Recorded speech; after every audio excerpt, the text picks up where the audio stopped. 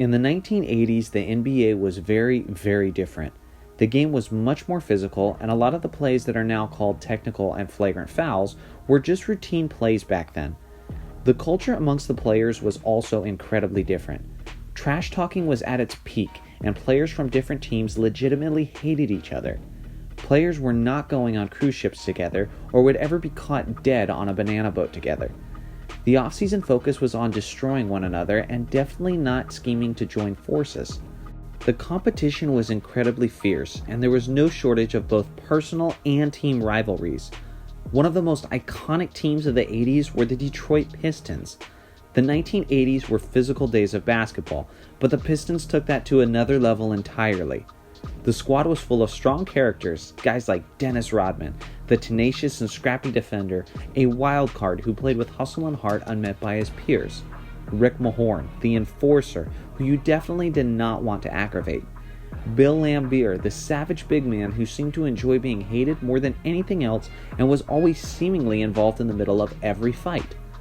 They were led by none other than Isiah Thomas, the General, a quick 6'1" point guard with a bigger-than-life smile off the court, but a cold-blooded killer on it. He was a driven leader with the clutch gene and had the courage to stand up to anyone. Together, they were a group notorious for their swagger, attitude, and extremely aggressive defense, which is putting it lightly.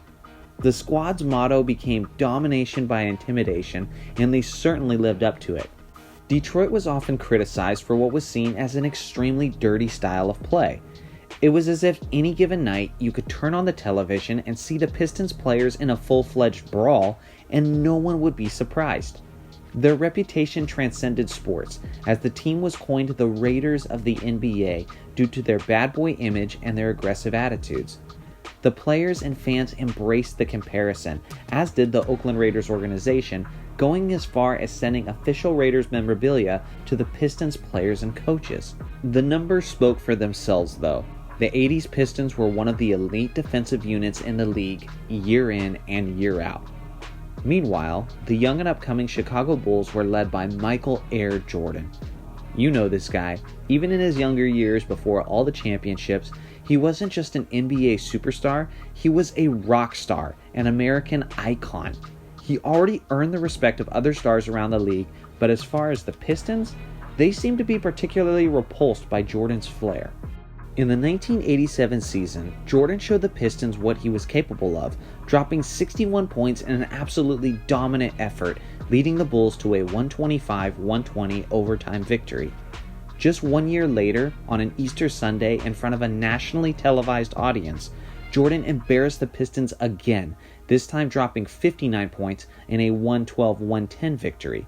This infuriated Pistons head coach Chuck Daly, who then promised after the game to never allow Jordan to torch them again. Later that season, Chuck would have the opportunity to uphold his promise. The two teams met in the 1988 Eastern Conference semifinals. The Pistons had just finished with the second best record in the Eastern Conference. Jordan was coming off of an MVP and Defensive Player of the Year season. Despite Michael's best efforts, Chicago was no match for Detroit in a 7-game series, with Detroit winning the series comfortably 4-1.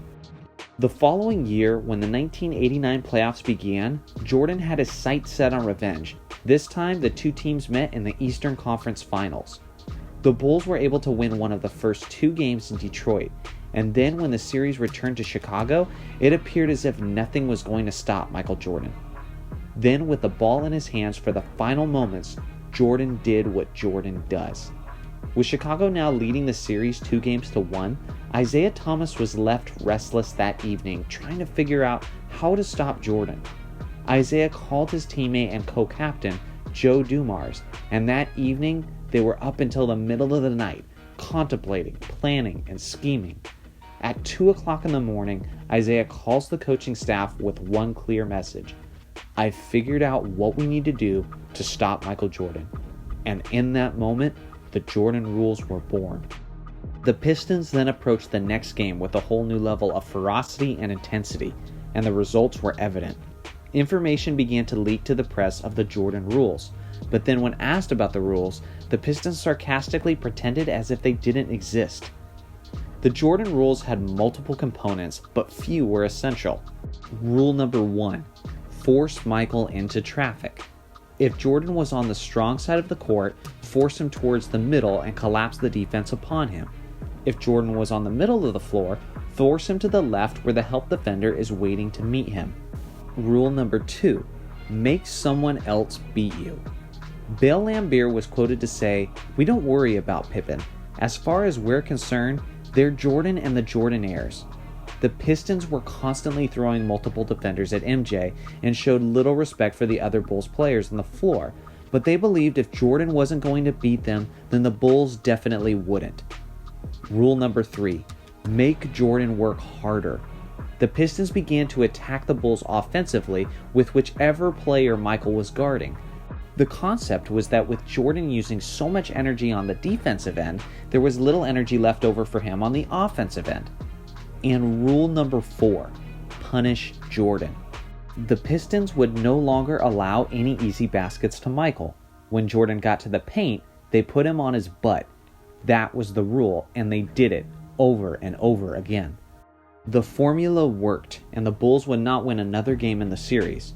Fast forward to the month of June, and the Detroit Pistons were NBA champions, sweeping the Los Angeles Lakers 4-0. The 1989 Pistons were being considered one of the greatest defenses in NBA history, but as usual, they weren't without their fair share of criticism. Even though the team was made up of undeniable winners, the stigma of a dirty team was still very present. The Bulls-Pistons rivalry was just getting warmed up. In the 1990 NBA playoffs, the Bulls and Pistons met again in the Eastern Conference Finals. It was an epic series with the Jordan rules in full force. Jordan was again being targeted and taking an overwhelming amount of physical abuse, but he was also getting his own. The progression and maturation of the Bulls team was clearly seen as they forced a Game 7 in Detroit, but Chicago still wasn't ready to dethrone the Pistons and lost in the deciding game, eliminated from the playoffs for the third straight year at the hand of the Pistons. The Pistons went on to win their second straight NBA championship. Michael Jordan was now hell-bent on revenge and spent the offseason in the gym growing stronger and preparing himself for the physical task of facing the Detroit Pistons once again. Jordan's supporting cast also had another offseason of maturation and growing as a better ball club. Another meeting in this rivalry was inevitable, and the two teams were set to square off again in the Eastern Conference Finals. The Bulls and their leader were stronger, faster, and just an overall better team than the Pistons. The age and wear and tear was beginning to show for the Detroit players, while Chicago players were all seemingly reaching their athletic peaks. It wasn't much of a series, but more of a statement. The Bulls dominated the Detroit Pistons and were on the verge of winning their fourth game of the series to complete the sweep over Detroit. The score was a blowout in favor of Chicago, and in the final minutes of the last game of the series, Isiah Thomas made one of the biggest decisions of his basketball career.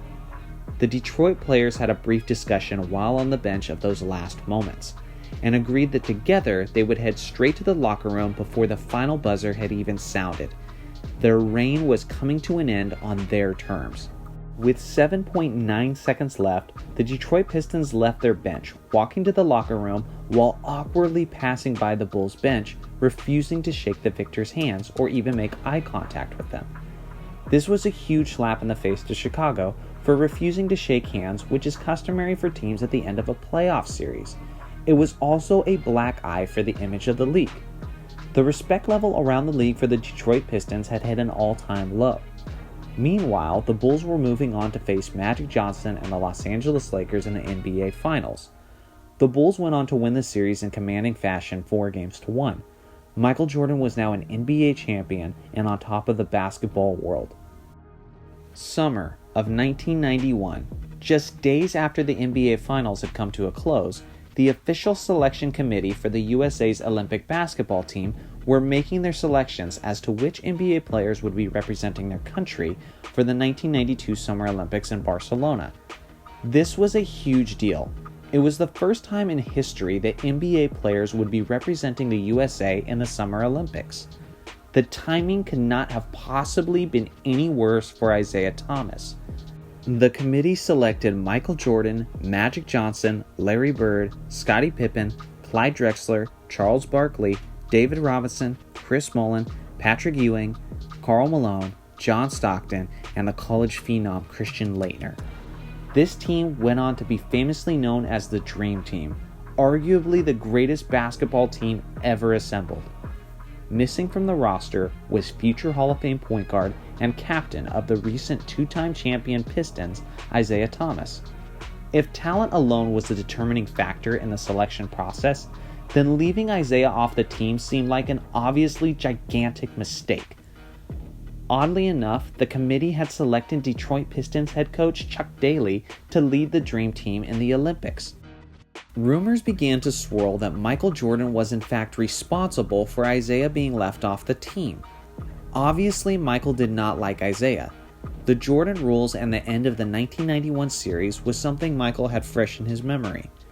It was believed that Michael gave the committee an ultimatum, that he would not be joining the Dream Team if Isiah Thomas was on it.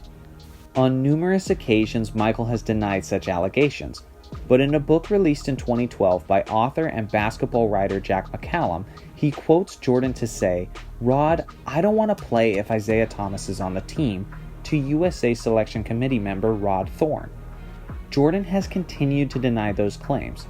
Several players of the USA Dream Team have since said that they also did not want Isiah on the team.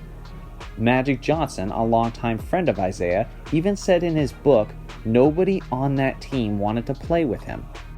So maybe the collective voice of the players led the committee to leave Isiah off the team, or maybe the committee themselves simply didn't want him on the team. But it is plausible that Michael Jordan's supposed ultimatum was the swaying factor in the selection process. We may never know for sure. What we do know for sure is that the 1992 Dream Team is one of the greatest teams of all time. The Jordan era continued for many years after, and that era's Detroit Pistons were never again serious title contenders, with Isiah Thomas's career coming to a somewhat bitter end in what was otherwise known as a legendary career.